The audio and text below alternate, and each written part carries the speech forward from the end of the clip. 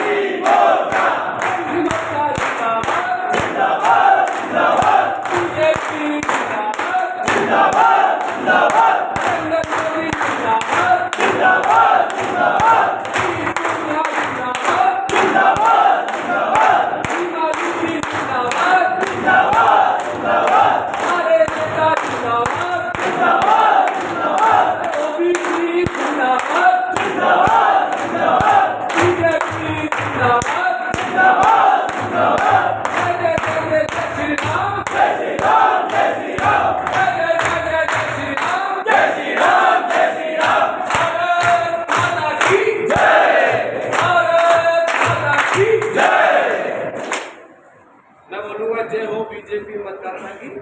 आपको बोलना जय हो भारत माता,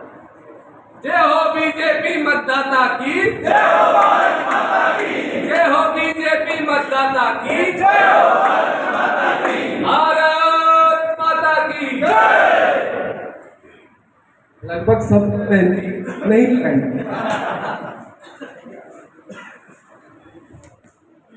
भारतीय जनता पार्टी उदयपुर शहर की ओर से आयोजित ओबीसी प्रबुद्ध जन सम्मेलन में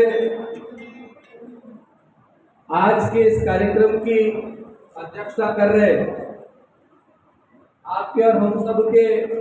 नेतृत्वकर्ता, हमारे इस विचार के लीडर, कप्तान आदरणीय रविंद्र जी श्रीमाली साहब, हमारे ओबीसी मोर्चा के प्रदेश के उपाध्यक्ष, मुझे अक्टूबर में 6 साल हो जाएंगे प्रदेश अध्यक्ष, और जगदीश जी को 5 साल हो जाएंगे, और अगले चुनाव आता है मुझे 7 साल हो जाएंगे, इनको 6 साल हो जाएंगे, तो क्या पता प्रमोशन हो जाए। ऐसे हमारे प्रदेश उपाध्यक्ष भाई जगदीश जी सुतार, हमारे बड़े भाई मेरे मित्र लजपाल जी, भाई मनोज, हमारे उदयपुर शहर के ओबीसी मोर्चा के प्रभारी मेरे बड़े भाई पूर्व प्रदेश उपाध्यक्ष ओबीसी मोर्चा अनिल जी पटेल, हमारे ओबीसी मोर्चा देहात के अध्यक्ष आदरणीय प्रेम जी लोहार साहब, किधर निकल गए प्रेम जी? क्यों? अच्छा, जिनके नेतृत्व में ओबीसी मोर्चा की इस उदयपुर में नींव रखी और ओबीसी समाज को राजनीति में काम करने का प्लेटफॉर्म देना शुरू हुआ, ऐसे हमारे पूर्व जिला अध्यक्ष रेवा शंकर जी माली, और सबको एक दूसरे से मिलने का, इंटरेक्शन करने का, बातचीत करने का मौका देने वाले, इस शानदार जानदार कार्यक्रम का आयोजन करने वाले, ओबीसी समाज को एक मंच पर लाने की मेहनत करने वाले ऐसे ऊर्जावान नौजवान सक्रिय हमारे ओबीसी मोर्चा के जिला अध्यक्ष भाई प्रभुलाल जी प्रजापत, मैं तो इसको कहता हूँ आप मेरा प्रभु भाई, मैं प्रभु देवा कहता हूँ, ऐसे हमारे प्रभु देवा जी, और मेरे सामने विराजमान ओबीसी समाज के सभी जात बिरादरियों के हमारे प्रमुख सरदारों, ओबीसी समाज के महत्वपूर्ण प्रबुद्धजनों, आप सबको विदित है कि पिछले 8 वर्षों में श्री नरेंद्र मोदी जी के नेतृत्व में जिस प्रकार इस देश के 131 करोड़ लोगों को, ऐसे बोलूं, इस देश के 131 करोड़ लोगों को के जीवन में आमूल चूल परिवर्तन करने का भाव रखते हुए पंडित दीनदयाल उपाध्याय जी द्वारा दिए हुए एकात्म मानववाद के संदेश को आत्मसात करते हुए अंतिम छोर पर बैठे हुए व्यक्ति के जीवन में किस प्रकार बदलाव हो, वो किस प्रकार मुख्य धारा से जुड़ सके, इस ध्येय को लेते हुए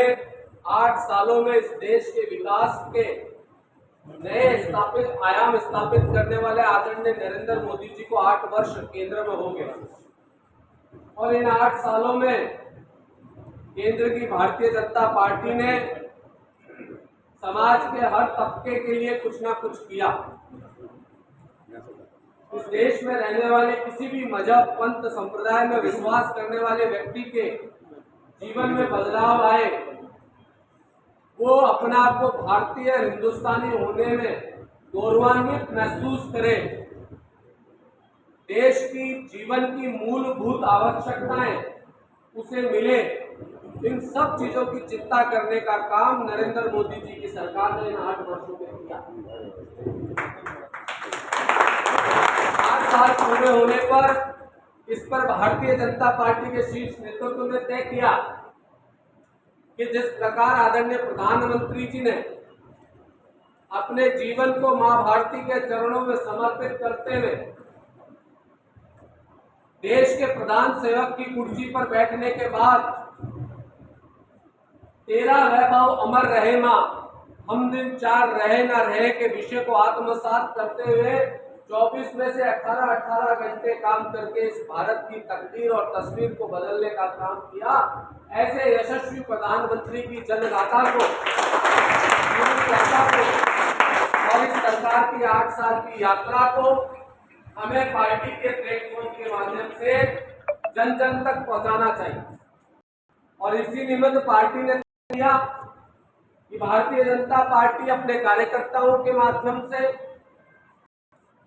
पार्टी में 7 मोर्चे हैं, उन मोर्चों के माध्यम से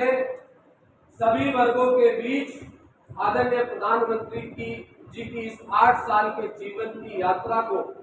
और इस विकास यात्रा को ले जाने का काम करें। उसी के क्रम में आज हम सब इस ओबीसी मोर्चा के प्लेटफॉर्म पर ओबीसी मोर्चा के बैनर तले एकत्रित हुए। बंधुओं, हम सब कहीं ना कहीं विचारधारा से पोषित और भारतीय समाज की संस्कृति और जीवन मूल्यों में आस्था रखने वाले लोग हैं और जिस प्रकार आदरणीय नरेंद्र मोदी जी ने 8 साल में बहुत सारे काम किए, वो सारे बिंदु भी लगातार हमारे पूर्व के वक्ताओं के माध्यम से भी और अन्य सभाओं में भी हम नेताओं से सुनते रहे। उन्हें जब मैं संक्षिप्त में आपके सामने रखूं तो वो सारे लगातार विषय भाषणों के माध्यम से आपके पास आते रहे हैं कि चाहे इस देश के अंदर 370 की धारा को खत्म करके आतंकवाद की छाती पर तिरंगा भोंकने का विषय, इस देश में भगवान श्री राम का आस्था रखने वाले 125 करोड़ देशवासियों के देवता भगवान श्री राम के 500 साल के संघर्ष को खत्म करके भव्य भगवान श्री राम का मंदिर का मार्ग प्रशस्त करने का विषय, इस देश की 50% आबादी मातृशक्ति के सम्मान में उज्ज्वला योजना या इज्जत घर बनाने का विषय हो, इस देश में आजादी के 70-65 सालों बाद भी लगभग 18 से 20 हजार घरों में जिन्होंने कभी रोशनी नहीं देखी, ऐसे घरों में रोशनी देने का विषय हो, लाखों करोड़ों लोगों ने कभी बैंक का दरवाजा नहीं देखा, ऐसे करोड़ों लोगों को जनधन के माध्यम से सरकार की योजनाओं का लाभ देने का विषय हो, आर्थिक रूप से कमर टूटे हुए मध्यम वर्ग और गरीब वर्ग के लोगों को आयुष्मान भारत योजना के माध्यम से स्वस्थ जीवन और सुंदर जीवन का आशीर्वाद देने का विषय हो, हमारी मुस्लिम माताओं बहनों को 70-75 साल से ट्रिपल तलाक के एक कुप्रथा का अत्याचार से निवारण देने का विषय हो, या 2 देशों के अंदर युद्ध चलने के दौरान 2 ताकतवर देशों को देश के प्रधानमंत्री के आग्रह करने के बाद युद्ध विराम की स्थिति होकर हमारे 25,000 नौजवानों को उस देश से बाहर निकालकर भारत का गौरव बढ़ाने का सालों के घटनाक्रम है, ये ऐसे तमाम 8 सालों के घटनाक्रम है जो इन 8 वर्ष की यात्रा में आदरणीय नरेंद्र मोदी जी ने अपने शासन काल में देश की जनता को समर्पित कर 2014 से पहले जिस भारत की छवि इस दुनिया और विश्व के पटल पे जिस भारत की छवि एक भ्रष्टाचारी, बदनाम, जातिवाद के आधार, धर्म के आधार पर लड़ने झगड़ने वाले देश के रूप में थी,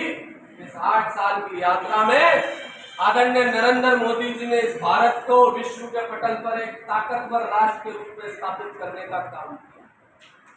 और न केवल स्थापित करने के साथ साथ इस देश की मूलभूत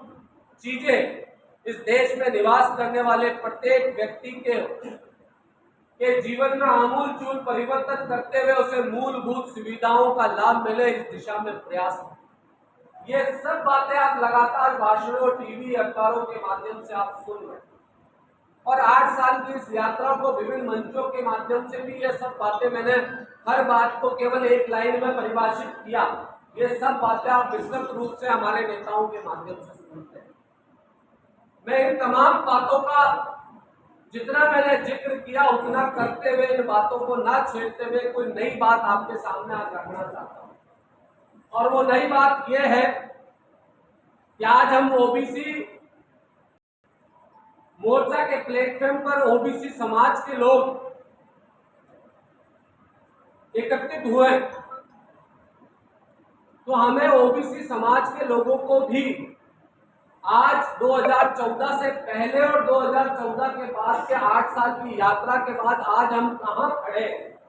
इस पर बात करनी चाहिए। क्योंकि जब हम बात करेंगे तभी शायद कोई निष्कर्ष निकलेगा, और जब कोई निष्कर्ष निकलेगा तो हमें कोई राह दिखेगी जिस पर हमें चलना है या नहीं चलना है, ये तो हमें स्वयं को तय करना होगा। तो वो बात अगर मैं आपके श्री चरणों में निवेदन करूं, तो आप सब जानते हैं कि हमारा भारत, हमारी संस्कृति, हमारे जीवन मूल्य, हमारी परंपराओं और हमारे आदर्शों के कारण पूरी दुनिया में जाना जाता है। इस दुनिया को वसुधैव कुटुंबकम का भाव अगर किसी देश ने दिया है, किसी दुनिया को किसी ने दिया है, तो वो भारत है। जीव जंतुओं में भी परमात्मा का वास होता है। ये संस्कार, ये शिक्षा अगर दुनिया को देने का काम किया तो उसका नाम भारत है। संस्कारित पुत्र कैसा होता है, इसका उदाहरण भी भगवान श्री राम के रूप में दुनिया को बताने का काम किसी देश ने किया तो भारत ने किया। भाई हो तो भरत जैसा, पुत्र हो तो राम जैसा, और बच्चे हो तो जोरावर सिंह, फतेह सिंह जैसे, जो धर्म के लिए दीवार में पीछे हटने वाले लोग नहीं। ऐसे आचार विचार, संस्कार और मर्यादाओं वाले देश में इस ओबीसी समाज ने इस देश निर्माण में लगातार अपनी भूमिका का निर्वहन किया। ये कहते हुए अतिशोक्ति नहीं है कि आज 21वीं शताब्दी में स्किल डेवलपमेंट की स्थिति में आज हर कोई अपने अपने योजना के हिसाब से व्यवसाय करता है, लेकिन आजादी के बाद इस भारत के निर्माण में अगर सबसे बड़ी भूमिका किसी समाज ने निभाई है तो वो ओबीसी समाज था। ये बात मैं केवल कहने के लिए नहीं कहता, ये बात मैं तर्क के आधार के सामने से आपके सामने प्रस्तुत करते हुए निवेदन करना चाहता हूं। मुझे बताइए कि हम एक विकसित राष्ट्र और विकासशील और विकसित श्रेणी में नहीं थे 1947 के समय।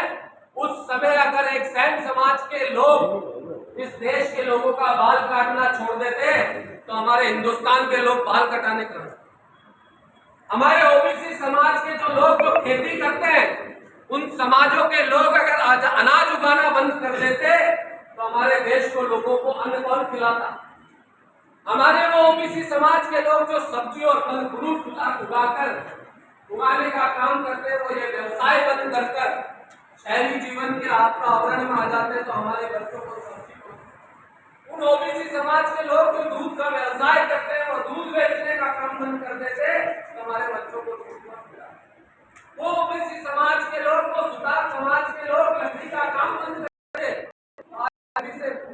जो साधन जो औजार है वो एक दर्जी समाज का व्यक्ति अगर सिलाई का काम देता तो हमें कपड़े कौन सिलकर देता। कहने का मतलब यह है, आजादी के बाद इस देश निर्माण में ओबीसी समाज के लोगों ने अपने संस्कारों, अपनी संस्कृति, अपनी परंपराओं का निर्वहन करते हुए इस भारत के निर्माण में भूमिका का निर्वहन किया और